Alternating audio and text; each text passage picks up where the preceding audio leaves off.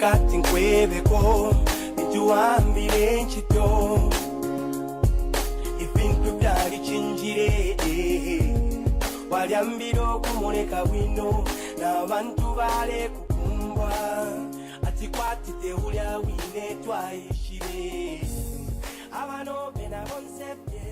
Today, at the McDonald's show, we have a gentleman, a retired special delivery professional with Amerifreight Transportation, Allen Majit, who had put his ideas together. He had worked with companies and individuals just for him to go and make a huge difference in the country of Kenya. Allen Majit, welcome to the McDonald's show. It's good to be here with you, Mac. Man, how do you really come up with an idea of helping others in Africa?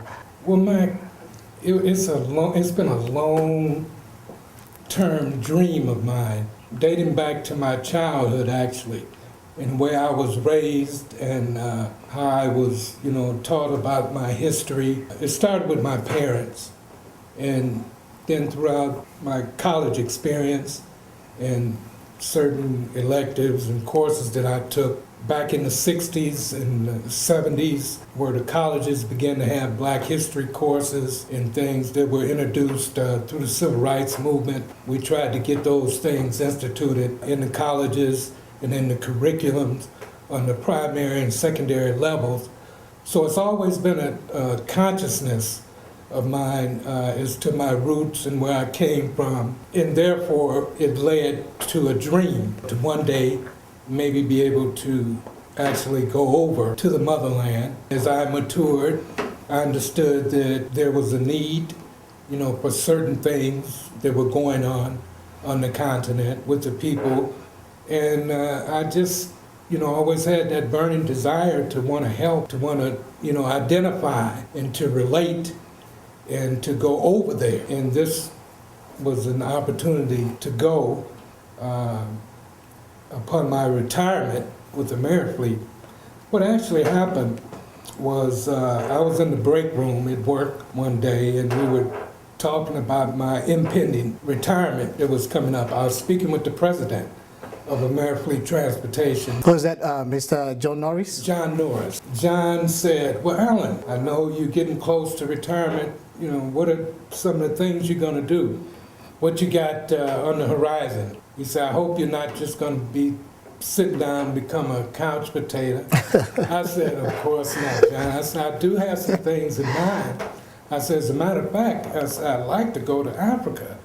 He said, what would you like to do over there? I said, I was thinking about, maybe being able to help with, the malaria problem or the water problem or something like that. He said, that sounds really good. If I was John, I could have asked, say, why Africa? I could have done that. But, like you said, this was like a dream to you, right? Yes, it was. And it's just the fact that I was speaking to an individual who understood, and he right away could read where I was coming from. When you speak about poverty and certain needs and things that are going on the continent, Mr. Norris was able to relate right away. And he thought it was interesting. And he said, well, why don't you get back with me? Put it in writing.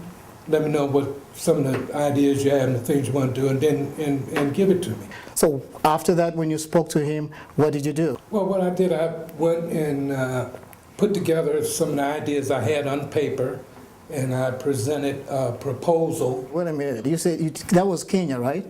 Why didn't you think about my country, Zambia? Oh, Zambia. Well, did you have a connection in Kenya, or do you know somebody there? Or how did you just your dream come up with Kenya, or what? I'm not saying that there was no need to have Kenya. Well, the need is far-reaching throughout Africa. As a matter of fact, the water problem is a worldwide problem. Okay. 3,000 human beings actually die every day from water-related diseases or lack of water, etc. So it's not just an African problem, it's an international problem. A lot of third world countries in Latin America, South America, Central America have some of these same water needs. My focus at that particular time was on Africa, not so much on Kenya, just the continent itself. As a matter of fact, I was thinking about going to Ghana. After research and study, I found that there was a great need in Kenya. And then the logistics came into play, and the drills, et cetera, and just what we could do in a relatively short time frame.